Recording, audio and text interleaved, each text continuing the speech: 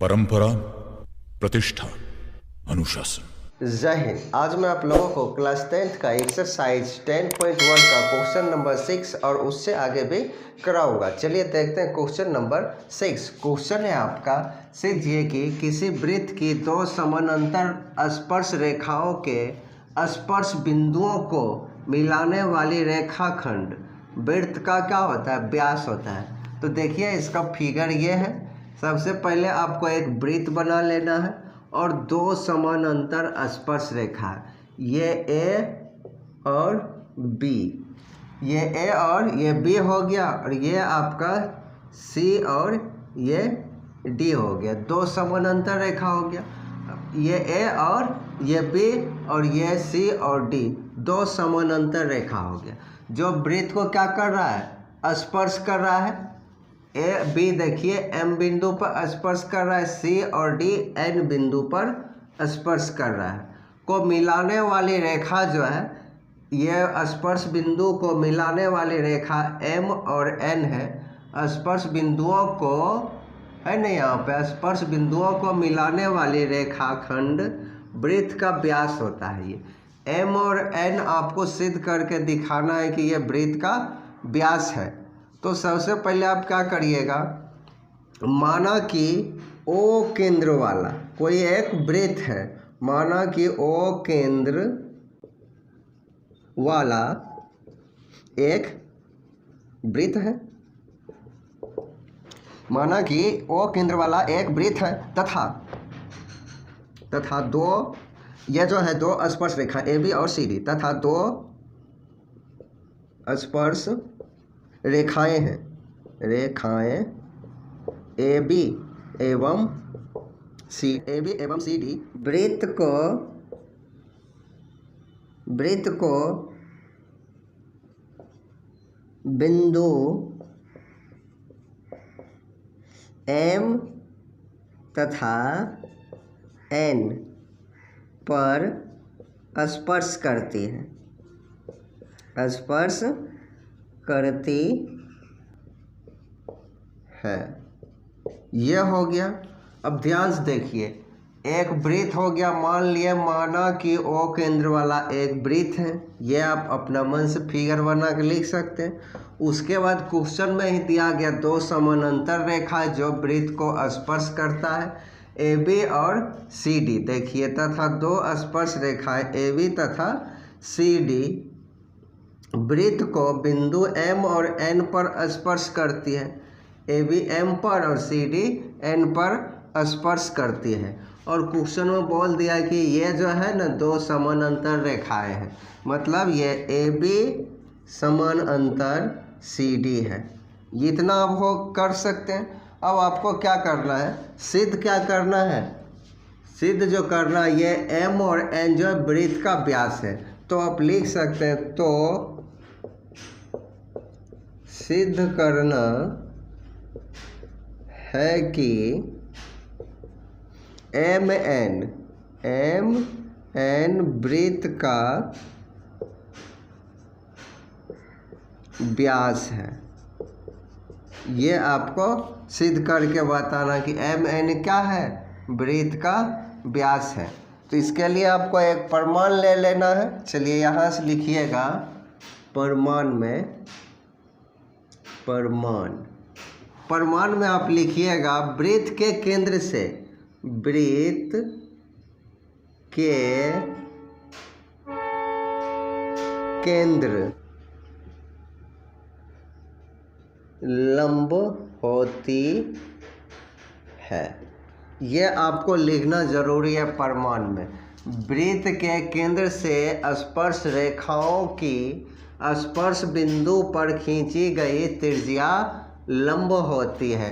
अब ध्यान से देखिए, वृत्त के केंद्र से जो गया है यहाँ से यहाँ, ये त्रिज्या आपका हो गया। मान लीजिए ओ और एन आपका वृत्त त्रिज्या हो गई जहाँ स्पर्श बिंदु पर जहाँ गया है। इसी प्रकार ए और बी, ओ और एम त्रिज्या हो गई जो कि ए और बी पर लंब होती है।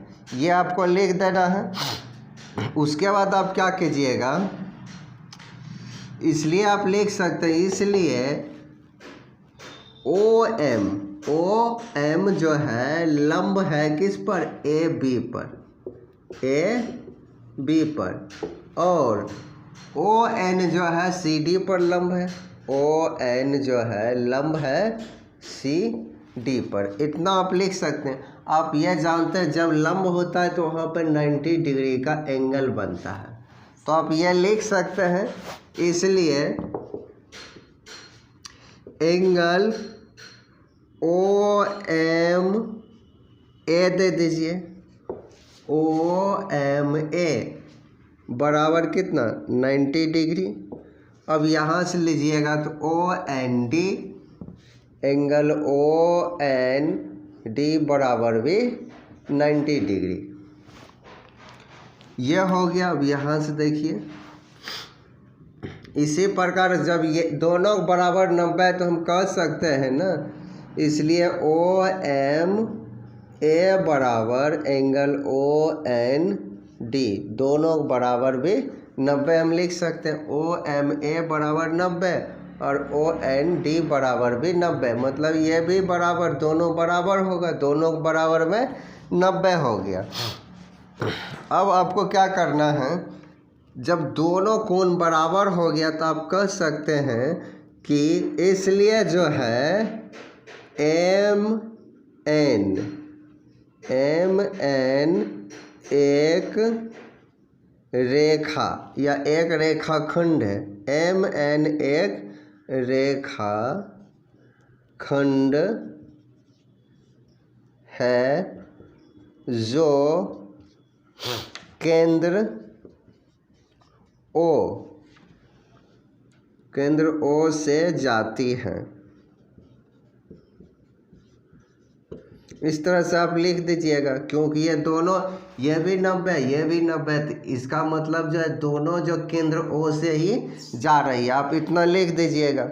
उसके बाद आप अंत में लिख दीजिएगा, जब ये दोनों बराबर हुआ और एम और एन एक रेखाखंड है जो कि ओ से जाती है, तो आप कह सकते हैं अतः एम एन वृत्त का क्या है, व्यास है, वृत्त का व्यास है।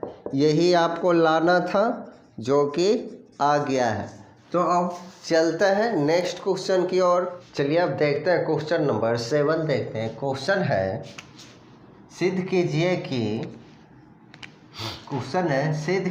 कि स्पर्श बिंदु से स्पर्श रेखा पर खींचा गया लंब वृत्त के केंद्र से होकर जाता है।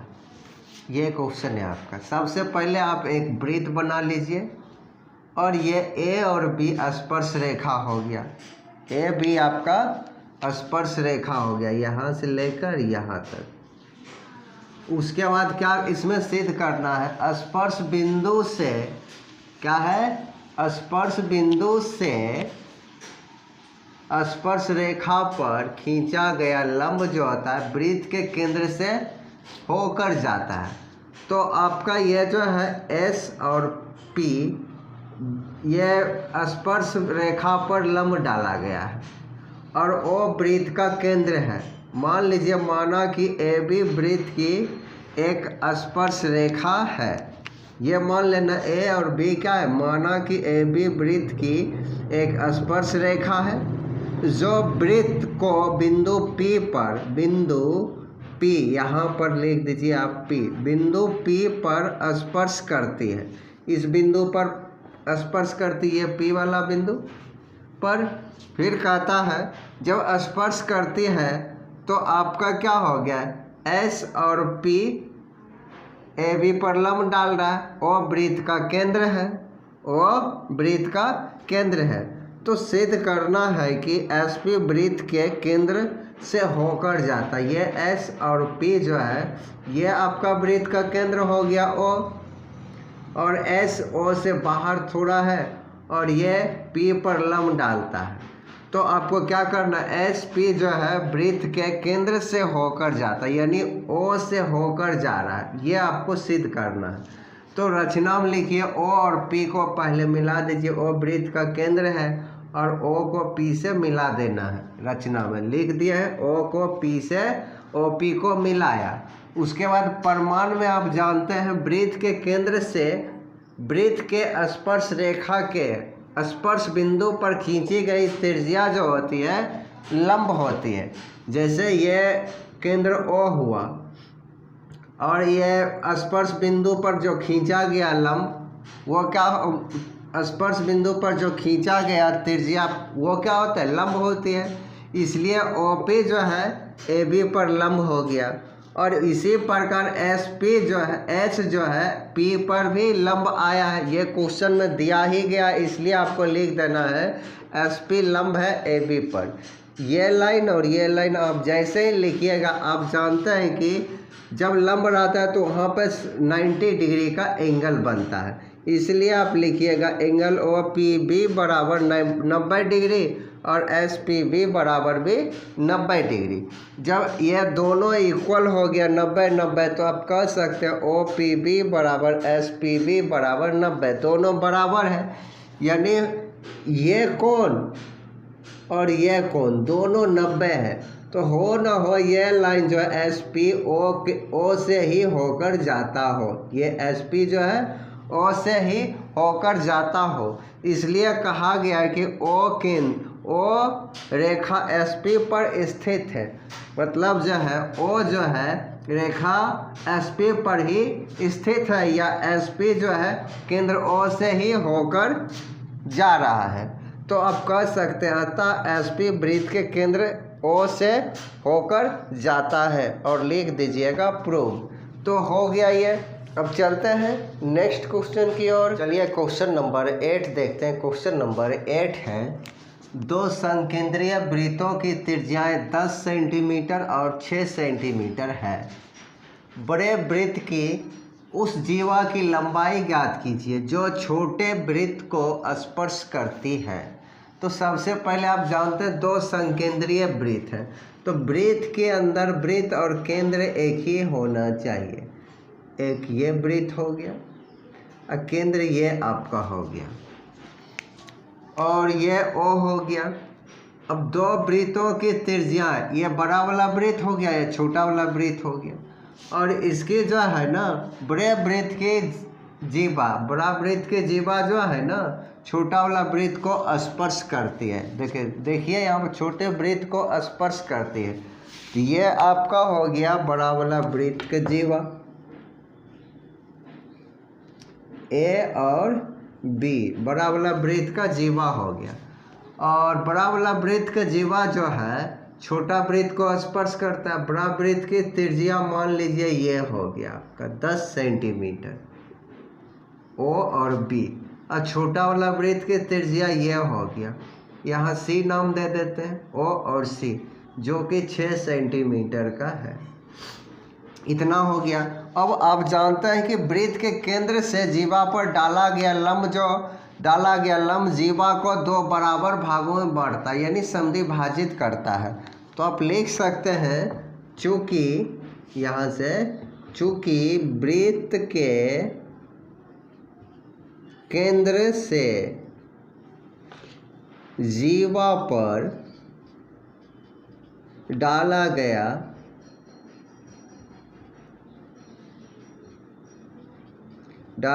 लंब जीवा को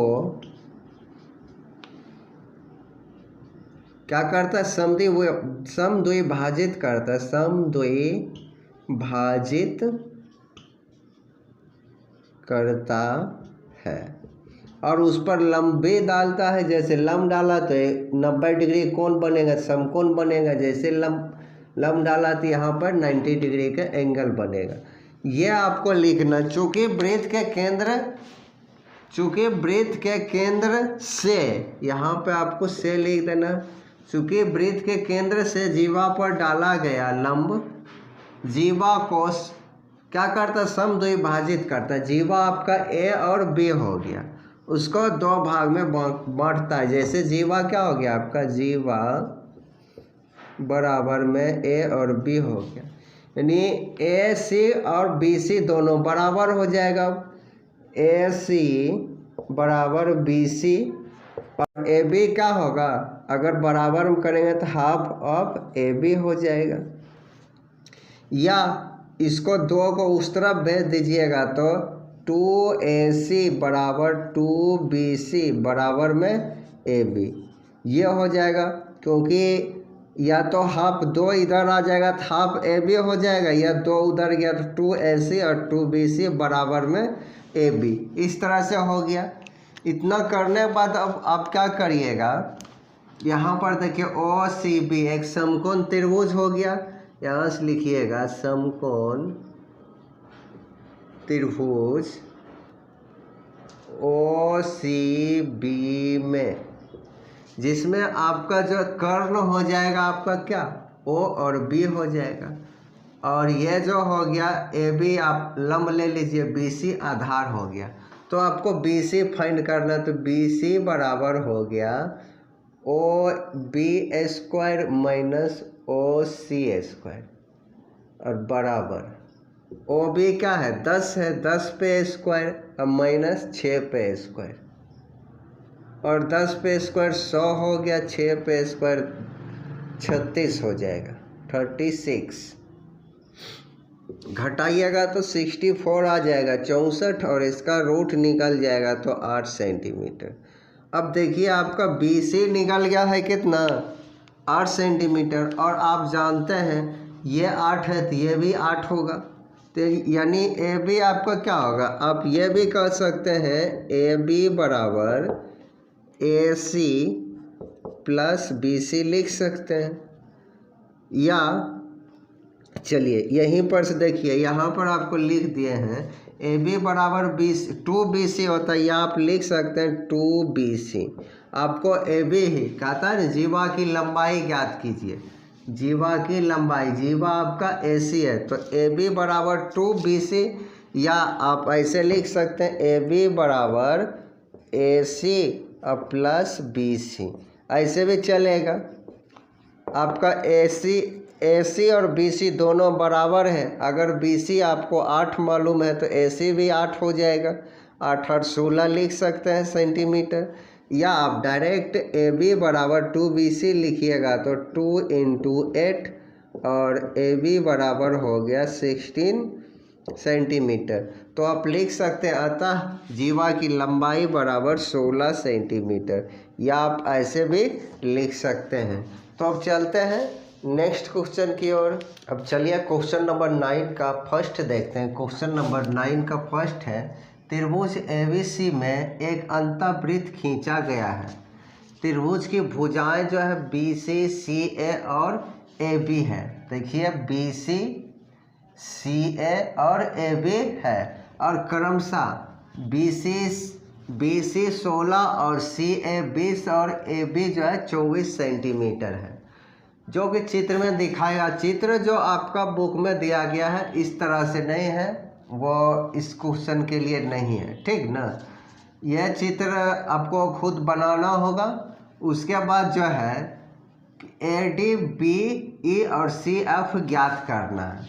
तो यह सबसे पहले आपको पिक्चर बना लेना होगा, उसके बाद आप लिख दीजिएगा। जैसे यह जो दिया गया है लिखिएगा, दिया है कि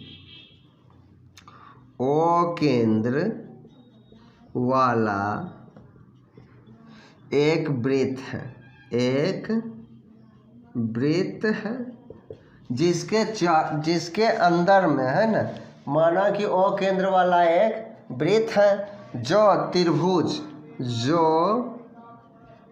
त्रिभुज ABC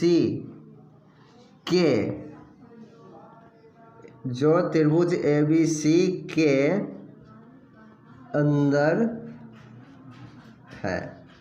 देखिए O केंद्र वाला एक वृत्त है जो त्रिभुज ABC के अंदर है, वो आपको लिख देना है। उसके बाद देखिए BC आपका 16 दिया गया है, लिख देना है BC बराबर 16 सेंटीमीटर। फिर है CA बराबर 20 लिख दीजिए, CA बराबर 20 सेंटीमीटर। और आपका ए बी बराबर 24 सेंटीमीटर, ए बी बराबर 24 सेंटीमीटर। इस तरह से आपको लिख देना है। इतना लिखने के बाद आप जानते हैं कि जब भी वृत्त के वृत्त के बाहरी बिंदुओं से खींची गई स्पर्श रेखाएं क्या होती है, आपस में बराबर होती है। जैसे आप ये लिखिएगा, चूंकि वृत्त के, या कॉलम लिख देते हैं, चूंकि वृत्त के बाहरी बिंदु से खींची गई स्पर्श रेखाओं की लंबाइयाँ क्या होती है, लंबाइयाँ समान होती है, समान होती है। अब आप देखिए ये लाइन जो लिख दिए हैं, वृत्त के बाहरी बिंदु से खींची गई स्पर्श रेखाओं की लंबाइयाँ समान होती है। ये लाइन आपको लिखना होगा। मतलब जो है वृत्त की ये स्पर्श रेखा हुआ और ये स्पर्श रेखा हुआ, मतलब ये रेखा और ये रेखा बराबर होती है। फिर ये ई और बी और डी ये दोनों बराबर होती है, और सी ई और सी एफ ये दोनों बराबर होते हैं। ये आपको लिख देना होगा। चूँकि वृत्त के बाहरी बिंदु से खींची गई स्पर्श रेखाओं की लंबाइयाँ क्या होती है, समान होती है। ये बराबर, ये बराबर, ये बराबर। इतना लिखने के बाद आप क्या करिएगा, मान लीजिएगा। उसके बाद तो माना कि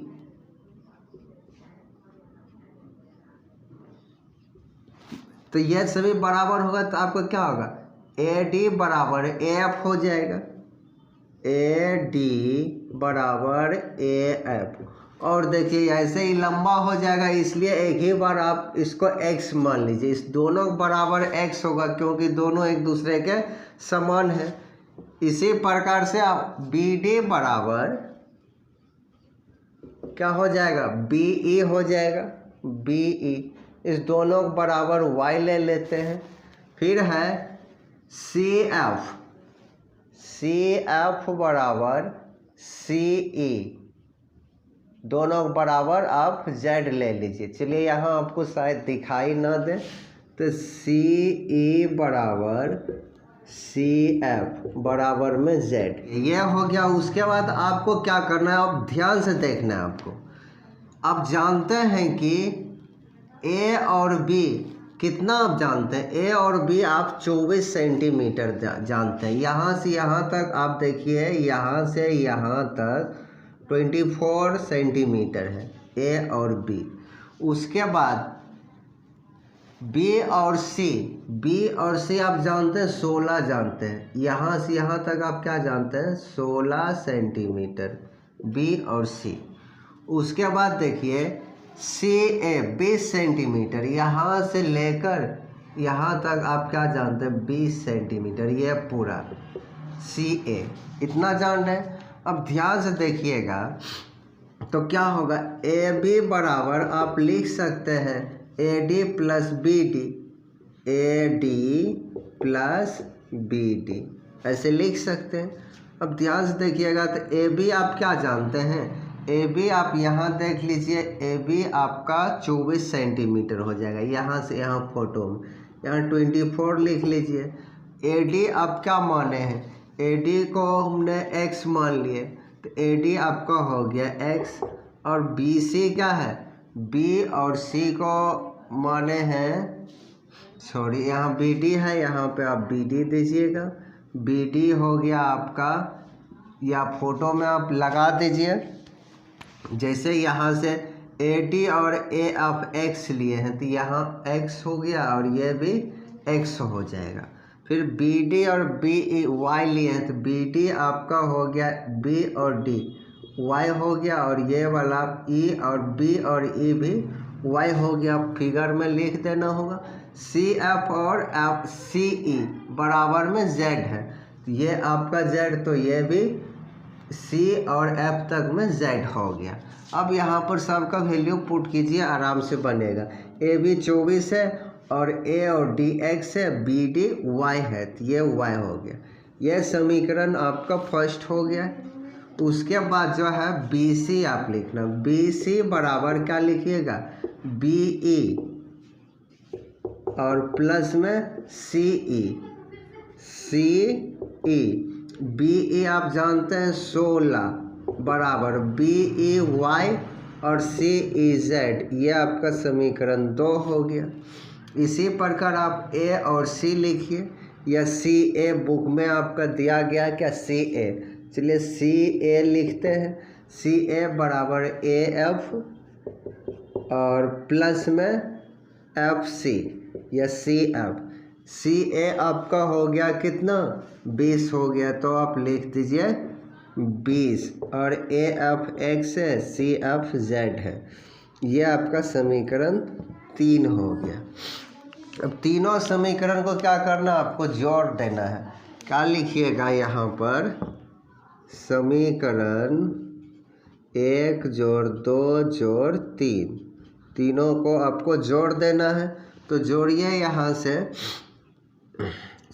पहला समीकरण 24 है, या पहले इसी को लेफ्ट साइड राइट साइड वाला को लिख लेते हैं, x प्लस वाई, फिर y प्लस z, फिर x plus z, x plus z बराबर में क्या हो गया, 24, 16 और 20, ये हो गया। अब देखिए यहाँ पर 2x है, यहाँ पर x प्लस z, x और x 2x 2y और 2z, इस तरह से हो जाएगा। और इस सभी को आप जब ऐड करिएगा तो 60 हो जाएगा। उसके बाद देखिए एक लाइन और, इस सभी से आप 2 को कॉमन ले लीजिएगा, तो x plus y plus z बराबर में 60, 2 के टेबल में काटिए तो 30 हो गया। अब बाकी इस तरफ देखिए, तो हो गया x plus y plus z बराबर 30। यह समीकरण आपका चौथा हो गया, ठीक ना। अब ध्यान से देखिए, x प्लस वाई का मान आप जानते हैं 24, यहाँ पर समझिए इतना हो गया, x प्लस वाई है, तो x प्लस वाई का मान रख दीजिएगा, या आपको पहले x का मान निकालना है तो y प्लस जेड का भी मान रख सकते हैं। देखिए y प्लस जेड बराबर 16 समीकरण 2 में दिया गया है। क्या दिया गया, समीकरण 2 में y प्लस जेड बराबर 16। चलिए अब जो है लिख दीजिएगा समीकरण 4 में y प्लस जेड का मान रखने पर। देखिए x प्लस में 16 बराबर में 30 हो गया, 16 के इस तरफ लाएंगे तो घटा में हो जाएगा, 30 घटा 16, x बराबर क्या हो गया, 14 हो गया। इस तरह से x का वैल्यू आपने फाइंड कर लिए। अब जो है इसी प्रकार से आपको क्या निकालना है, समीकरण 1 में वो x का मान रख दीजिए, समीकरण 1 में x का मान रख दीजिए, या समीकरण 4 में क्या कहता है, चलिए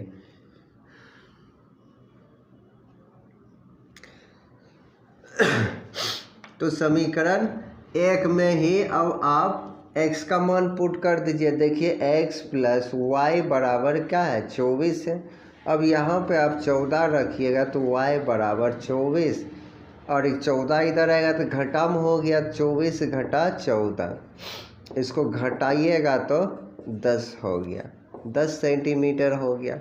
अब आपके लिए इधर से थोड़ा मिटा देते हैं, आप लोग नोट कर लीजिएगा, बाकी यहाँ आपको बता देते हैं।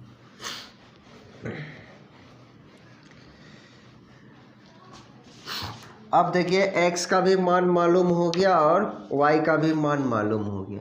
अब जो है आप x और y का मान जो है इसमें रख दीजिए, यानी समीकरण 2 में x प्लस वाई का मान 24 हो रहा है, यहाँ पे रख दीजिए। तो यहाँ पर रखिए, अब लिख दीजिएगा क्या, समीकरण 4 में x प्लस वाई का मान रखने पर,